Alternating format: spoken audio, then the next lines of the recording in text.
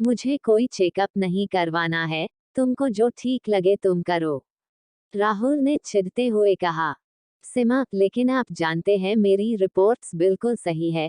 बरसों से मैं बांझ होने का ताना सुन रही हूँ। 7 साल हो गए हमारी शादी को। शादी से पहले हमने ये वादा किया था एक दूसरे का साथ देंगे हम।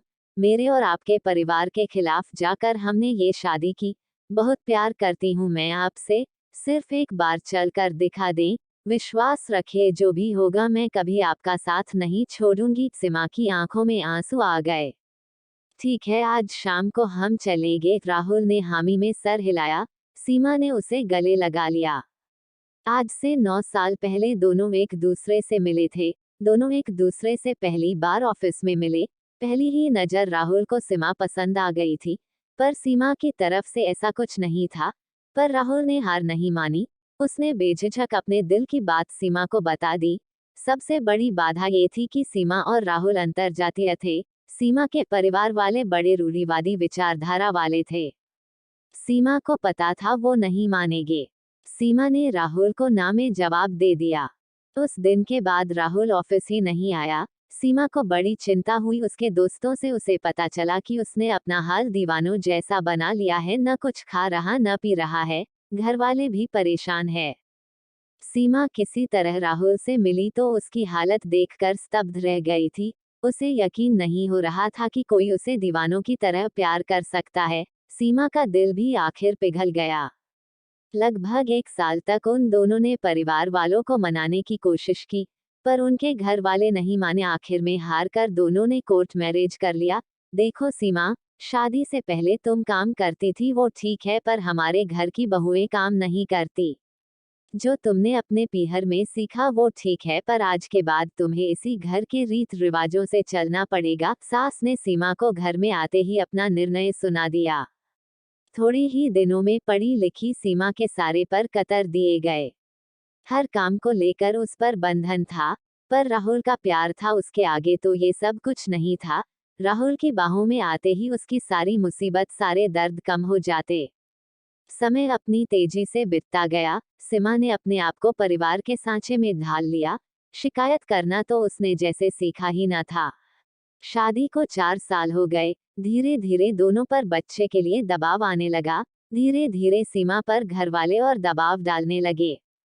हमने तो आते ही 4 साल में 3 बच्चे जन्म दिए। हमारी बड़की बहू को देखो, शादी के अगले ही साल मुन्ना हमारी गोद में आ गया। पर ये पढ़े लिखे लोग हैं न, इनके चोंचले ही ज्यादा होते हैं। सासू माँ पड़ोस में रहने वाली पंडिताइन चाची को कह रही थी। सीमा को आते देख उनकी आवाज का टोन थोड़ा ऊंचा हो गया था। ऐसा नहीं था कि उन दोनों को बच्चा नहीं चाहिए था, पर सीमा कंसीव ही नहीं कर पा रही थी। धीरे धीरे तो ये सवाल सीमा के गले की फांस बन गया था। सीमा का आना जाना मुश्किल हो गया। हर किसी का एक ही सवाल की खुशखबरी कब सुना रही हो। माँ जी का ताना, बहू क्या मेरे मरने के बाद खुशखबरी सुनाएगी क्या। अड़ोस पड़ोस सब जगह चर्चा का केंद्र वही होती। देखते ही देखते 7 साल बीत गए। सीमा को लग रहा था मानो उसका जीना दुश्वार हो गया है। राहुल जो पहले उसे दिलासा देता था, न जाने क्यों वो भी अब उससे उखड़ा रहने लग गया था। रीमा उसकी सबसे खास सहेली थी, जिससे वो किसी तरह की अपने सारे सुख दुख बांट लेती थी। एक दिन रीमा उसे डॉक्टर के पास लेकर गई और सारे चेकअप करवाए। सीमा की सारी रिपोर्ट्स नॉर्मल थी। जब उसने ये बात राहुल को बताई तो राहुल को बड़ा गुस्सा आया। राहुल ने उससे कहा क्या वो उसकी मर्दानगी को ललकार रही है। सीमा स्तब्ध थी राहुल का ये रूप देखकर। जिस राहुल ने उसके प्यार में जीने मरने की कस्में खाए, आज वो कैसे बदल गया। वो बहुत रोई उस दिन, पर उसने अपना धैर्य नहीं छोड़ा। कुछ दिन बाद जब राहुल सामान्य हुआ तो उसने बड़े प्यार से उसे समझाया और राहुल राजी हुआ। शाम को दोनों डॉक्टर के पास गई और आए। अगले दिन रिपोर्ट्स आ गई थी। सिम का शक सही साबित हुआ, कमी राहुल में ही थी। पर जब से रिपोर्ट आई राहुल का व्यवहार और बदलने सा लगा। वो सीमा से नजरें चुराने लगा। राहुल, आज के जमाने में सब संभव है, आप अपना ट्रीटमेंट लेंगे तो सब सही हो जाएगा। साइंस ने बहुत तरक्की कर ली है। सीमा ने राहुल को समझाने की बहुत कोशिश की। डॉक्टर ने सीमा को राहुल के लिए दवा भी घर वालों का दबाव सीमा पर और बढ़ने लगा। वह जानती थी कि कमी उसमें नहीं, फिर भी वो राहुल से बहुत प्यार करती थी, इसीलिए किसी को कुछ नहीं बोलती। उसके अपने घर वालों ने तो कब से उससे दूरी बना ली थी। राहुल के अलावा उसका कोई था भी तो नहीं। राहुल, दुनिया में बहुत से लोग हैं जो माँ बाप नहीं बन पाते हैं। अगर आप हाँ कहे तो हम बच्चा गोद ले लेते हैं। कम से कम इसी बहाने हमें माँ बाप कहने वाला कोई तो आएगा। सीमा ने राहुल के कंधे पर हाथ रखकर कहा। तो क्या तू पूरी दुनिया को बताना चाहती है कि तेरा पति इस लायक नहीं कि तुझे बच्चा दे सके? जगहसाई करवाना चाहती है मेरी? खबरदार आज के बाद किसी डॉक्टर के पास गई तो? राहुल ने उसका हाथ झटके से हटाया और आंखें दिखाते हुए उसे बोला। सीमा की आंखें भर आई। उसने राहुल का ऐसा रूप आज पहली बार देखा। वो पूरी तरह से राहुल पर निर्भर थी। उसके पास ऐसा कोई साधन नहीं था जिससे वो कोई ट्रीटमेंट भी ले पाती। राहुल उससे और कटा रहने लगा। परिवार वाले भी उससे दूर थे। अब तो उसका हर दिन आंसुओं गुजरने लगा। देखो राहुल की माँ, लड़की बहुत ही खूबसूरत है और हमारे समाज की भी है। मैं तो कहती हूँ अपने राहुल की शादी इससे कर दो। कब तक इस बांझ को अपने गले बांध कर रखोगी? पंडिताइन काकी ने राहुल की माँ को कहा। अगले दिन राहुल की माँ ने उसे लड़की का फोटो दिखाया। राहुल की चुप्पी उसकी रजामंदी देख रही थी। सुन सीमा, अपना सामान पैक कर और निकल इस घर से। तुझ जैसी बांझ नहीं चाहिए मुझे इस घर में। सासू माँ ने जैसे ही कहा सीमा पर तो मानो दुख का पहाड़ टूट पड़ा। माँ जी, कमी मुझ में नहीं आपके बेटे में है। आप चाहे तो रिपोर्ट्स भी देख सकती है।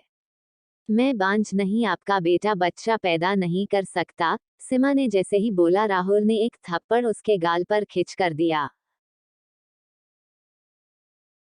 मुझ पर इल्जाम लगाती है। ये है तलाक के पेपर, साइन कर दो इन पर। मेरी माँ सही कहती है। मेरी ही गलती है कि तुझ जैसी लड़की से मैंने शादी की।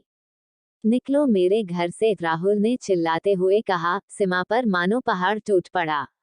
उसे कुछ समझ नहीं आ रहा। जिस लड़के के लिए उसने परिवार छोड़ा, सब कुछ छोड़ा, आज वही उसकी ये दुर्गति बना रहा है, उसे छोड़ रहा है।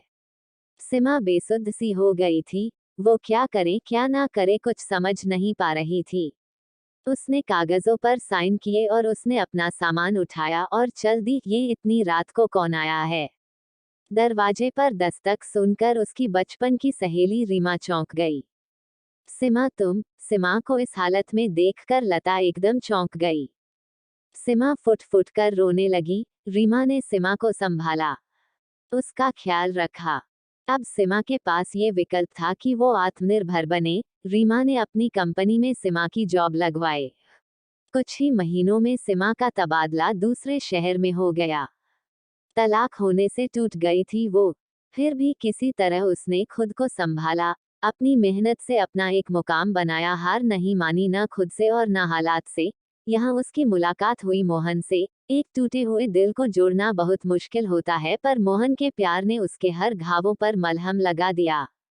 आज मोहन के साथ उसकी शादी की पहली सालगिरह थी, साथ ही एक ऐसा खुशी भी जिसका वो इंतजार बरसों से कर रही थी। उधर राहुल की शादी उस लड़की से हो गई, लेकिन कुछ ही दिनों में वो राहुल को छोड़कर किसी और के साथ चली गई। राहुल शराब में डूबने लगा, उसकी नौकरी भी चली गई। राहुल की सच्चाई से अब सब लोग वाकिफ हो चुके थे। जितना बुरा उसने सीमा के साथ किया, उसी कर्मों का फल आज वो भुगत रहा था। अचानक राहुल के दरवाजे की घंटी बजी। राहुल बरामदे की तरफ आया। उसकी माँ ने दरवाजा खोला और दरवाजा खुलते ही सामने देखा सुमन खड़ी थी। माँ जी, याद है आपने कहा था कि मेरे जीते जी मुझे खुशखबरी सुना देना। ये मेरी गोद भराई की रस्म का कार्ड है।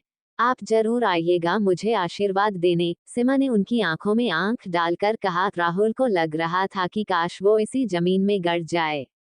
उसकी हिम्मत नहीं थी कि वो सीमा से नजर भी मिला सके।